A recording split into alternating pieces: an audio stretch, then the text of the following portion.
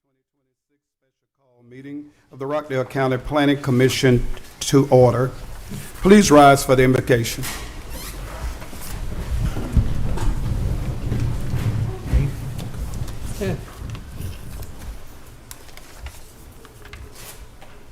Dear God, we gather here today to address the future of our community.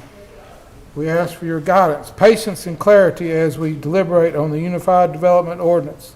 Grant us an open mind and listening hearts to weigh every perspective thoughtfully. May our decisions regarding our land usage and development reflect justice, foresight, and a deep care for the common good. Bless Rockdale County with sustainable growth, unity, and a spirit of cooperation as we work together to build a thriving, welcoming home for everyone. In your name we pray. Amen. Amen. We now have the Pledge of Allegiance. I pledge allegiance to the flag of the United States of America and to the republic for which it stands, one nation, under God, indivisible, with liberty and justice for all. You may be seated.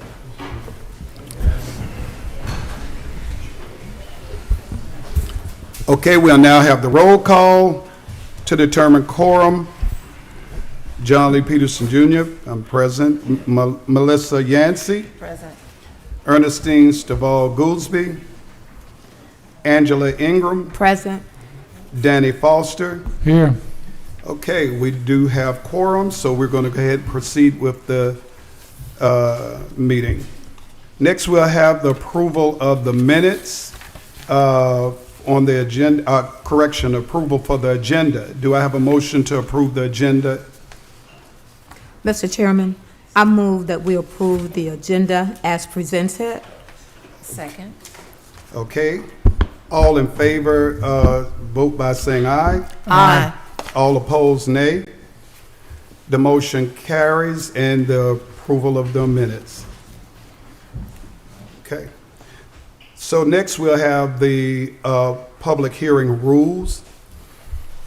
Each speaker must sign their name to the appropriate zoning case sheet and fill out a public comment card to register your intent to speak prior to the start of this meeting. Each item of business shall be handled in order that it appears on the agenda, unless upon motion of the Planning Commission, the order is changed. A member of the planning staff will present each item to the Planning Commission and will further provide recommendation upon each item of business. The zoning applicant or the agent will state their name and address at the podium and will have 10 minutes in which to make his or her presentation.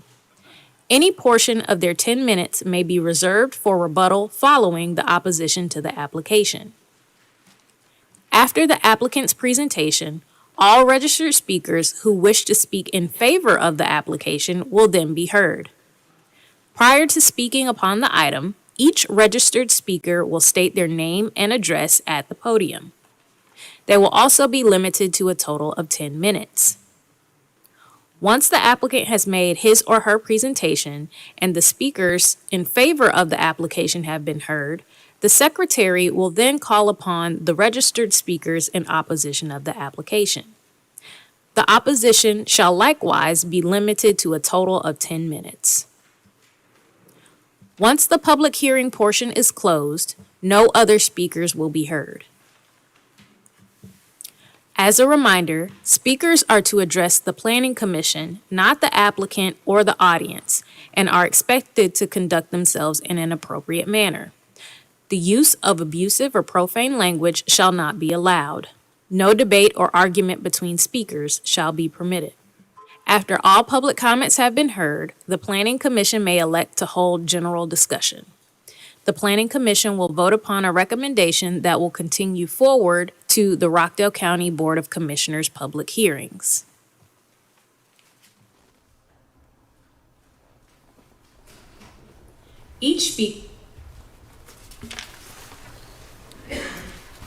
Okay.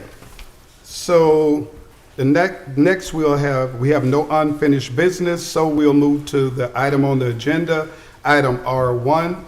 First item under unfinished business is item R1, text 2026-03, an ordinance to appeal and replace in its entirety subpart B Planning and Development of the Code of Ordinances of Rockdale County. I'll ask the staff to report at this time. Good evening, members of the commission. Hope everybody's doing well. Hello, how you doing? And so if you'll indulge me for just a few minutes, and then I'll transition into Ms. Paulette's presentation. So first of all, I would like to thank you all for being here. I know the weather's pretty rough outside, so thank you all for making it, being in attendance. I would like to thank the public for their engagement and interest in the UDO updates. This is the level of participation that we've been seeking from the beginning of this process. So we're glad that you all are here. Thank you for your participation. And so this process has been underway since March of 2025. And so we've been working on this for the past year and some change, nearing the conclusion of the process as we've been directed by the Board of Commissioners. And so now, through the course of this discussion, if it's the desire of the Planning Commission, what we're asking tonight is for a decision on the UDO based on the draft that you all have received. We've heard the emails, we've received them from members of the public. If there's a desire for more time on the process, direct those comments to the Board of Commissioners. They will ultimately have to make the call on continuation of the project for more time, more consideration. But what I do want to say is I was appointed, this team has been assembled with our various skill sets to perform planning and development services for Rockdale County. And so the 6 months that I've been here, I've had the opportunity to observe, to listen, to speak with individuals about various concerns, various projects, things that have occurred in the past. And so I'm aware we got a lot of work to do. So everybody within the sound of my voice, you can see my face. I know we have some work that we need to do to build trust, to educate people on the planning and development process, and to build the engagement apparatus that we need so we can get feedback. We can have the participation in all the different projects that we have over time. And so we may not agree, but what I can assure you is that we're here to work with everybody. We're not here to work against the community. There's no secret desire to undermine the community or to do any nefarious things. We are here on behalf of the community to facilitate these processes, to deliver certain services that we're mandated to do. And so we ask for everybody's patience as we make these improvements. And so some of the things that may be broken didn't happen overnight. They won't be fixed overnight. And so we're committed to making those changes. That's part of this process. And so it starts this month. We're in the midst of budget season. And so we'll be making proposals as it relates to personnel, technology, resources, things we've had discussions with as a team, with the leadership team as well, on things that we need to do. We're in the process of filling vacancies. We are also exploring different community engagement technologies to see how we can improve that process and make it as comprehensive as we can. We're moving over, as you all are aware, to the JAC building. So we'll be in a different setting soon. So that affects how we deliver service. That affects how these meetings will occur and where they'll be and the protocol and everything that will go along with that. So there'll be improvements that will come as part of that process as well. So we ask everybody for their patience once again. And so lastly, returning to the UDO. And so the UDO has not been updated overall in about 20 years. It's long overdue. And so as we work through the process, whatever is ultimately adopted is not chiseled in stone. We can go back at any time to make revisions, make amendments to the code. So this process doesn't stop. The project ends, but the process of evaluating regulations, making amendments to the code, that's an ongoing, continuous process. And so as the world changes, as technology changes, the codes change. So we understand that. And so with that, I will stop there and I will turn over the presentation to Jessica Paulette to take you through the draft UDO proposal. Thank you.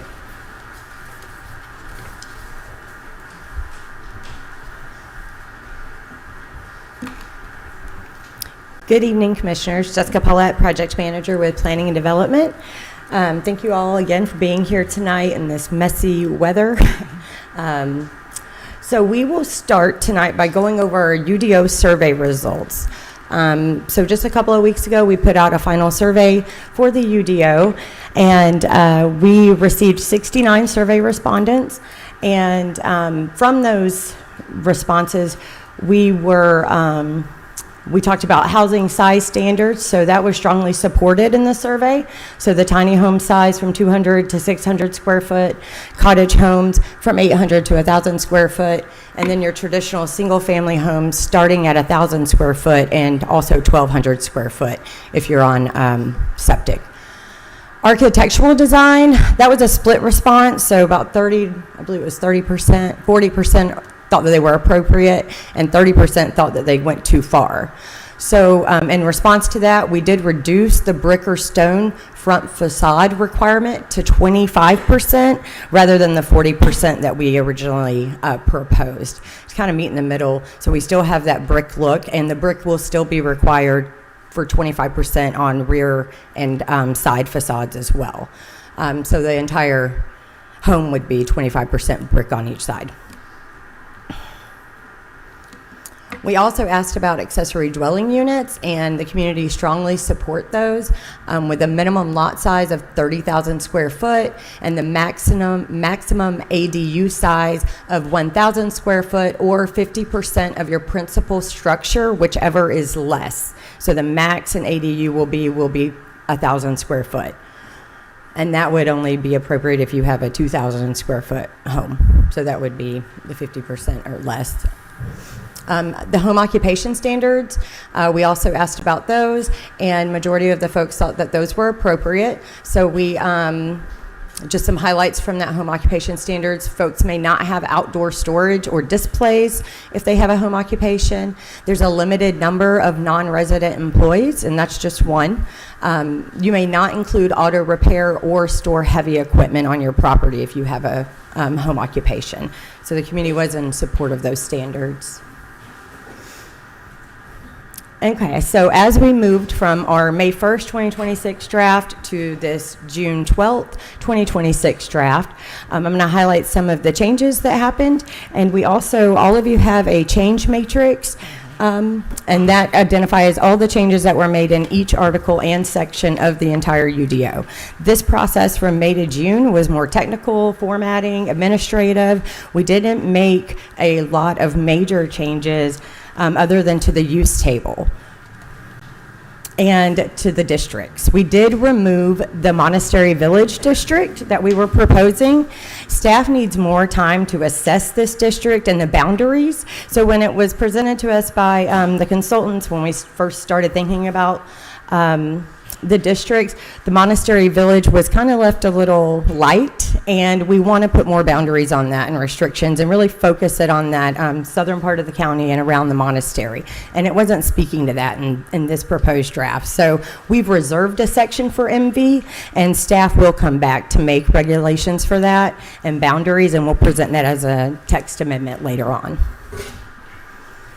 Something else that's changed, some of the definitions were changed. So a popular one, the data center. We updated that definition, removed a lot, so all that red line is everything that we took out, and the highlight is a very simple definition for a data center. Agritourism, we added that as a definition, and then special events, we updated that as well. For the residential design standards, again, we went to that 25% brick or stone, down from 40%, and then the 25% brick or stone is still required on the sides and the rear. Vinyl siding is still prohibited in this proposed version, and we're still trying to keep those architectural features that folks must choose, the developers need to choose when they're developing these, so we don't end up with that before picture of those cookie cutter homes. We also left the garage placement, so no more than 40% of the front facade can be a garage. On the use table, we reworked the use table in the beginning, so it's best practice in zoning to think about the parent use. Our use table now is very long. We've identified every use we could think of in that table that we currently have, but what that does is box you in legally when, oh, well, that's the use you said it was, and so you're allowed to do that. We left these as parent uses. That gives us a little more flexibility to bring about new uses that are, as we evolve, so that we can make those determinations as staff and then decide if it needs a text amendment to that use table based on the proposed use of a property. We did also remove a data center. So the red there means that data centers are not permitted in Rockdale County in this proposed UDO at all. Let's see, some other things that we made changes to, again, just more accurately reflecting the reality of the use and the intensity of the use table.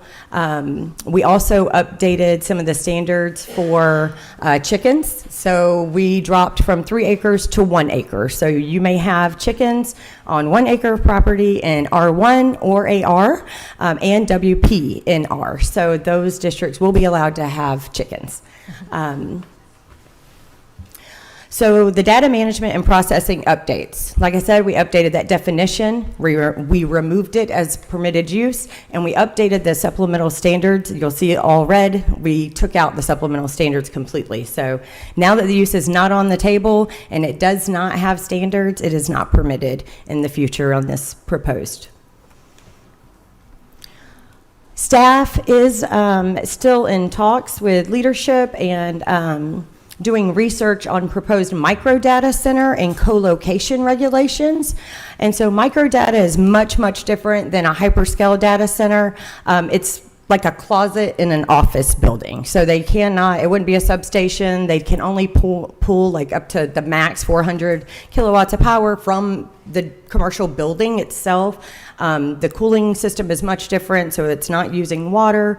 And there's no permanent staff, and they're always located inside of an office. Well, I won't say always, but we're present. They would be located in an office building, and the max square footage of any office space that was used for a micro data center would be 500 to 3,000 square foot. And things like these already exist in our office use, so that's why we're proposing we leave this or bring this as a microdata. Right now, it's just listed under like office use, and so we don't really have anything that identifies these servers that are in some of these buildings. So we're proposing this microdata center. So if you would like to, once you make your motion, if you would like this included as a condition to go on to the Board of Commissioners for consideration, you can motion that as well. And we'll present this to the Board of Commissioners next week as well for their decision. Okay, so those were the major updates. Like I said, a lot of this draft was technical and formatting to get it ready for adoption. And this just shows our initial project timeline that we worked with the consultants. So the RFP for this project went out in September, I believe September of 2024. A decision was made on the RFP in December 2024, and from January, really in January is when our work started with the consultants, and that was interviews with staff and with other departments, and then they took that and they started their research and started drafting that first UDO. So in that time, the contract ended with the consultants on April 30th. We decided not to renew that contract, and staff took over. So staff has been working to make the revisions since the April 30th, since that May 1st draft was released. So this is our version, and the timeline will continue. So tonight's our PC special called meeting. Next week at 6 p.m., same building, the BOC zoning public hearing. And then we're looking for adoption on July 14th. So tonight we're asking, staff is recommending approval from the Planning Commission. So if you have any questions, I'm happy to answer them.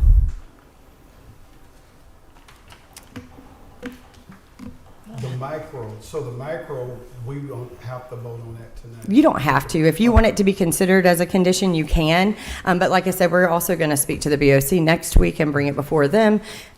So we can see if they would like to add it or not as well. And we're still doing, staff is still doing some research on that as well. So we'll have more information at next week's meeting.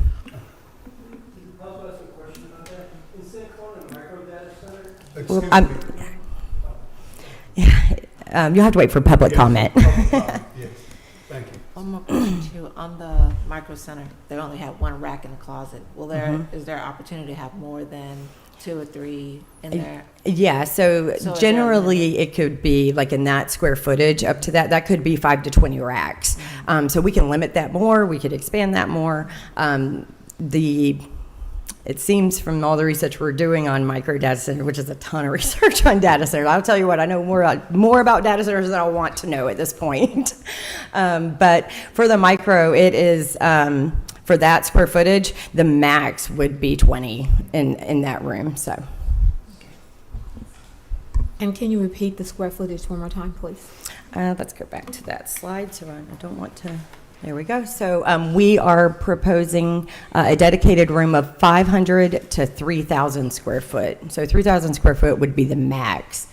And that's, 4 to 20 server racks is how many that could be, so. And I do recall you saying no water usage. Is that correct? That's correct, yeah. So they have contained cooling units, so they don't pull from, they don't use the water that the hyperscale uses. Thank you. So, and then they also have a battery cabinet that comes, that's what's next to that data center server, and that's in case the power goes out. So they just have backup batteries in a cabinet with those to keep them running if power outage happens. So, and then co-location, so that's a little different. So if they're renting or leasing out these spaces to hold servers, well, they need to have a special use permit. So they'll come before you and the Board of Commissioners if they want to lease out those. So we're thinking of microdata as the owner who has the office also owns the data. They're storing their own data. This isn't leasing it out to everyone. If they wanted to do that, that would be the co-location, and that would come before both boards for approval or denial. Very good. Thank you. Okay. All right, if no more questions, I will turn it over to public comment, and we'll start that process. All right. Okay, so. We can go ahead and open the public hearing at this time. Public comments, I'm sorry. You speaking in favor Okay, okay, anyone wishing to speak in favor will have 10 minutes collectively to speak. Anyone wishing to speak in opposition, all those in opposition, we have. Chair Peterson, I'm sorry, can you put your mic, the live feed can't hear you. Okay, thank you. Okay. Anyone speaking in favor, they will have 10 minutes to speak collectively. Anyone which speak in opposition, those opposition will be 10 minutes also collectively. The Planning Commission members, and so at this time, we're going to go ahead and open the public comments. Yes. Those that are in favor first.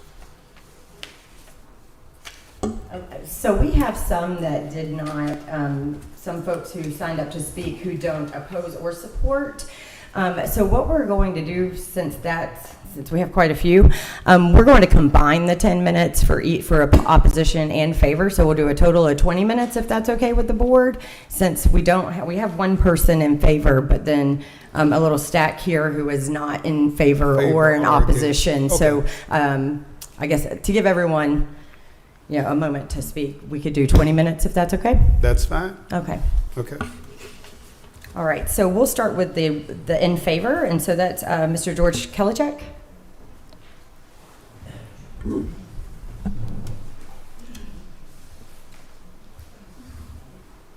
reminder, please, when you come, could you please identify yourself, your name and your address? George Kelichek, 3647 Clubhouse Lane. Speaking in regards to in favor of the text 2026-03. I am a board member of the Rockdale Soil Conservation District, so I wanted to bring a few things to your attention. Number one, on housing options, there's 88 million households in America today that have grandparents, parents, children, and grandchildren living under one house roof. So there's definitely a need for these housing options that have been presented, along with utilizing developer benefit areas that can be utilized by a developer and also the city and or the county to assist in these types of new housing options. Agriculture. Broilers, or chickens, are Georgia's #1 commodity. And agriculture last year provided over $100 billion into the Georgia $1.4 trillion economy. So it's vitally important that we have regulations to have chickens that can be utilized. Number 3, on the tree ordinances, we had a very weak tree ordinance for many, many years in this county and the city. And it led to stormwater issues. It led to massive clear cutting. We only have 23% of our tree canopy left in this county for building, okay? We can't ruin it. One tree intercepts 750 gallons of stormwater or rainwater per year, and it absorbs 1,500 gallons of water per year. So if we continue to clear cut, which this new tree ordinance will put a stop to it, we would just continue to exacerbate our stormwater issues here in Rockdale County.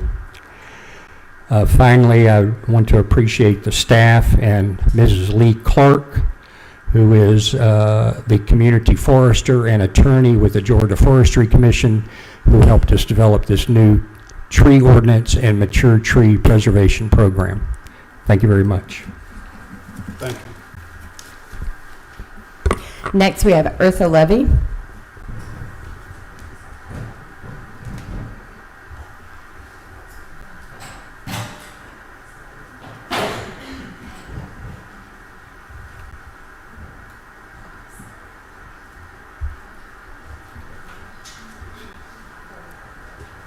I'm sorry.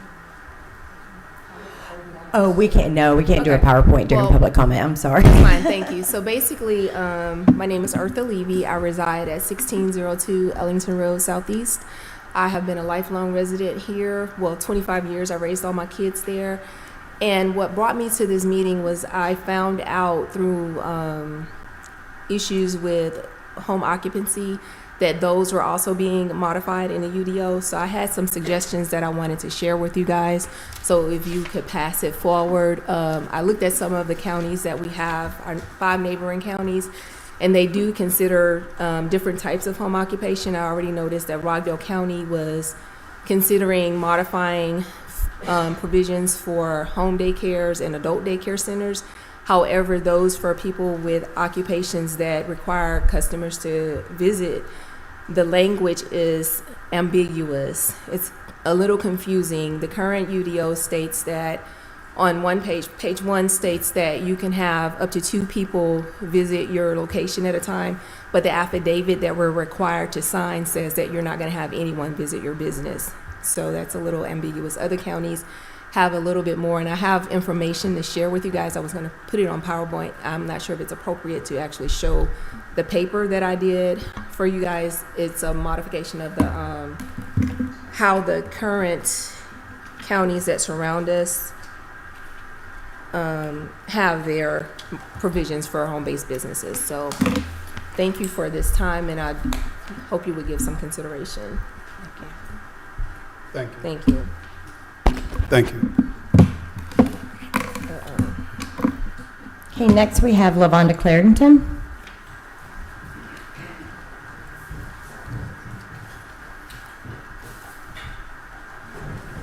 Good evening. I Good am evening. LaVonda Clarendon. I reside at 871 Treeline Drive, and I've been here for 18 years. I would just like to say that this is the first that I've heard of the micro data center being discussed. I would really like more information on that. other than what we just saw on the screen. I think even with the micro data centers, we need more research as to how does that affect our livelihood, what the environmental conditions that we need to have in order to have micro data centers. I am concerned about taking out all of the language of the data center from the UDO, because to me it leaves